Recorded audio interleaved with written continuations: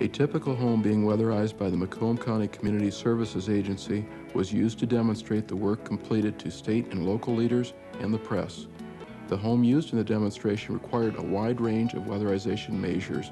A majority of the work had been completed in advance. The gas system. I use a back rack leak gator. I test the elbows, the unions, and all the gas piping in the home.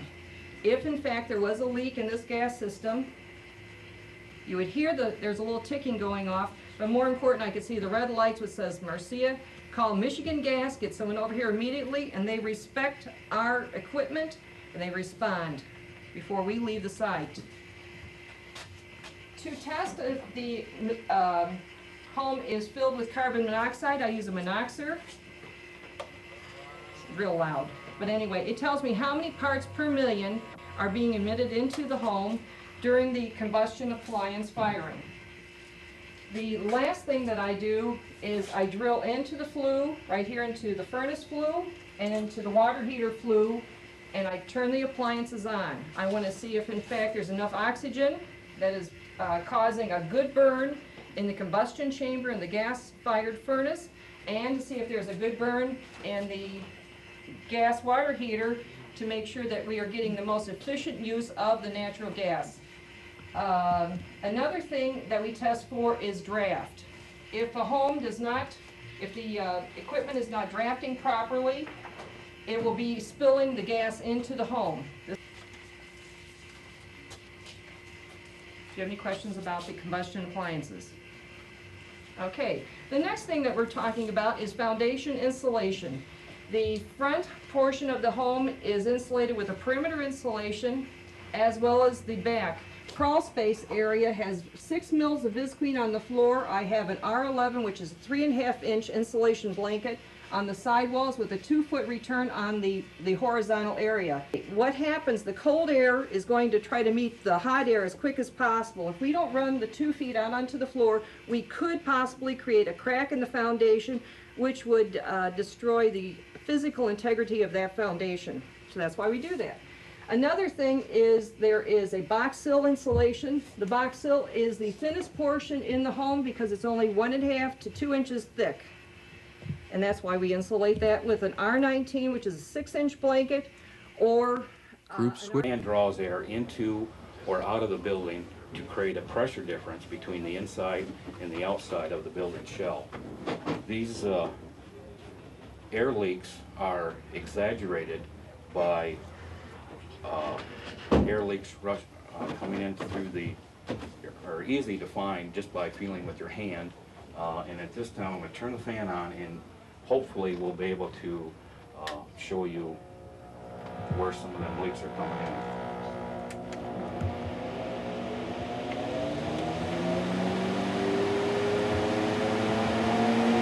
Air is coming in around this case mold, around that door. And these are some of the other sites that we have found in houses around here. Ceiling light fixtures and plumbing. Any place where there's a hole or a crack, the air will come in, and that helps us locate it very easily so we can take care of the problem.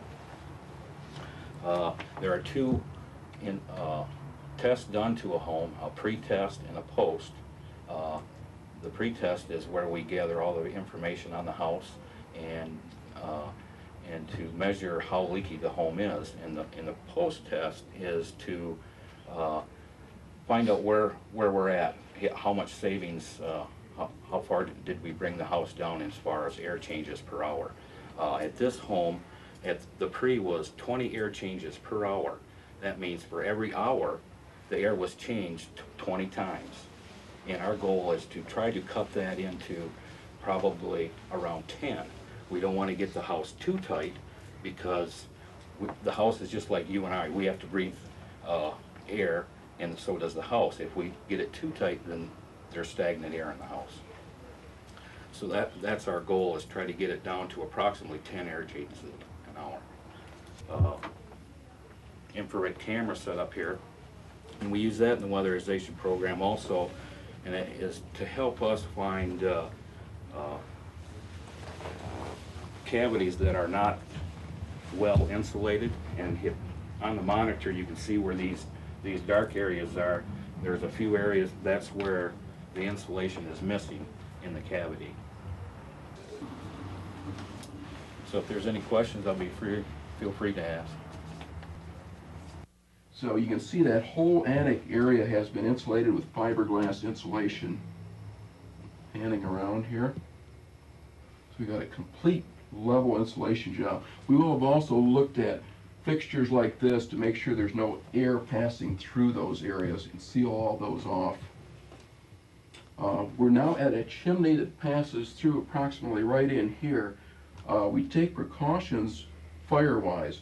You can see the fiberglass has been held back clear of the chimney.